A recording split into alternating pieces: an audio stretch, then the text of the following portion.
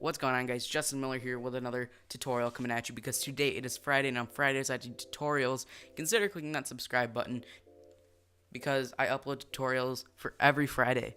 So you guys are probably wondering why there is no face cam. Normally I do a face cam. Well, I didn't feel like editing the face cam footage, so I'm just going to show my screen capture with the voiceover. So today I'm going to be teaching you guys how to use the transition pack that I just recently put out. I put it out actually on Tuesday the 14th. This is going up on that Friday of that week. So basically what you're going to want to do is you're going to want to drag in your footage into a new composite shot. Just as always, you pretty much are always going to be working with composite shots. So we're just going to cut our footage because that will just make it easier to work with. So now that we have our footage trimmed up here, you can, oh crap, what is playing in the background? We're also going to mute the audio because audio we don't need. You would do this different ways as well. You can do it with or without the audio muted, but I'm just going to do that for the sake of it. So you can see here, this is the transition between our clips, just a regular cut, as you can see there. Well, what we're going to do is we are going to go into our effects tab, go to presets, and right click and click import presets. Now I'm assuming that you guys would have those downloaded so they'd show up in your download bin, but instead I have them in my passport. What you're going to want to do is you're just going to want to go to your transition pack and select all of these and click open. So we're going to put this hyperzoom on this clip, hyperzoom clip 1, drag that on top of it, and it's going to load in.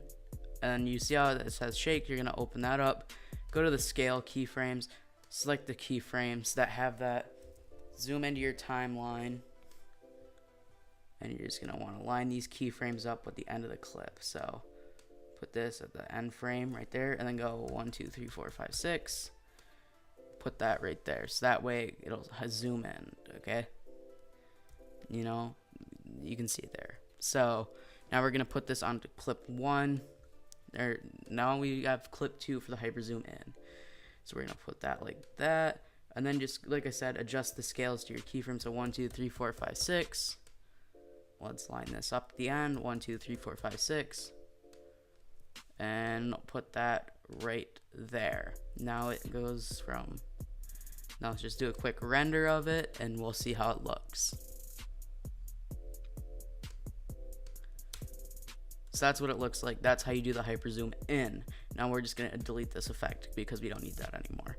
So now what we're going to do is we're going to do the hyper zoom out. It's pretty much the same process, if not the exact same process. Just like I said, move your keyframes to the end of the clip. Once you do that, you can put these at the end like that.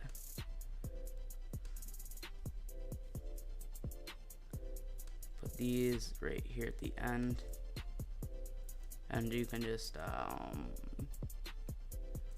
you can see it right here. Like that. And that's all you have to do for that. So now we're going to go into the last transition, which is just using the tile effect. This doesn't come stock with HitFilm, so I had to make it myself. Okay, now assuming that your footage is in 1080p and not 720 scaled up, all you have to do is set your scale to 200%, and that will make it full screen again. So now what you're going to do is you're going to go into your position and just go 1, 2, 3, 4, 5, 6 and set a keyframe. So it's 6 keyframes from the end of the clip. So 1, 2, 3, 4, 5, 6. Then set another one at the end of the clip.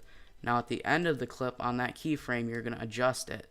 If you want it to pan right or left, you're just going to use negative or positive values for the x-axis, or positive or negative values for the y-axis. So if you want it to pan down, you're going to use positive numbers until you can see this blue line right here.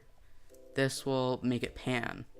But as you can see, it doesn't look very good. It just won't naturally. So what you're going to have to do is you are going to have to put this keyframe, the circle one, on it, and go into the value graph like always. You guys are pretty much always going to use the value graph for transitions. Go over until you see this little thing and just drag that down. Now this, what it'll do is it'll sort of like make it go faster, if that makes sense. Now what you're going to want to do is you're also going to want to click the motion blur button, and that will motion blur it. The same process goes if you want to do this to the Y, or the same process goes if you want to do it to the x-axis. So those are all the transitions that you're going to do for the first clip. Now you're going to close the value graph and do the same thing that you did. So drag on the tile effect. Then you're going to want to set the scale to 200. Now with this, you're going to do the opposite of this.